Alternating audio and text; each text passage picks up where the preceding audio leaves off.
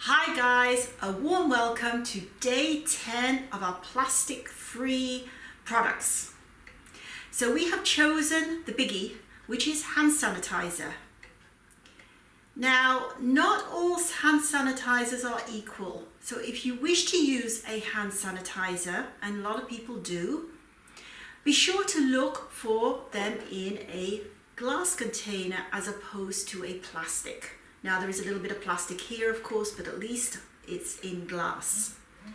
The other thing to be aware of is that a lot of the hand sanitizers that are out there contain a lot of dangerous chemicals. So I won't use any hand sanitizers that are usually available for use in shops. So it's nice to carry around your whole own healthy alternative, which is made from essential oils that works beautifully and works perfectly well against any infection. So if you want to use a hand sanitizer, carry your own hand sanitizer around with you that you know has natural ingredients in, such as essential oils, and doesn't have any harmful chemicals. Again, you can look at these chemicals, what they do.